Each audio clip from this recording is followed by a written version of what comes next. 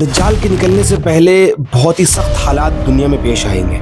ان میں سے ایک یہ ہے کہ ابو امامہ باہلی رضی اللہ عنہ فرماتے ہیں کہ نبی کریم صلی اللہ علیہ وسلم نے ارشاد فرمایا، اللہ تعالیٰ حکم دیں گے آسمان کو کہ تو اپنی بارش روک لے، تو آسمان پہلے سال اپنی 1/3 بارش روک لے گی۔ اس کے بعد آسمان کو حکم دیا جائے گا کہ تو اپنی آدھی بارش روک لے، تو آسمان اپنی آدھی بارش کو روک لے، یعنی جتنی بارش ہوتی ہے عام طور پر اس سے آدھی بارش ہوگی۔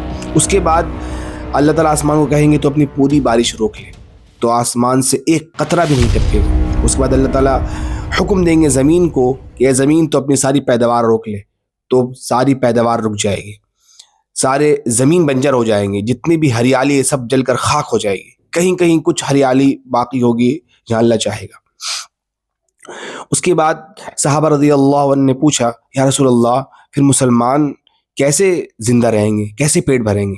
تو آپ صلی اللہ علیہ وسلم نے ایک بڑی عجیب بات فرمائی کہ مومنوں کی غذا اس دن لا الہ الا اللہ، اللہ اکبر والحمد للہ یہ ہوگی، یعنی یہ ذکر مومنوں کے لیے غذا ہوگی، مومن اس سے اپنا پیٹ بھریں گے اس ٹائم۔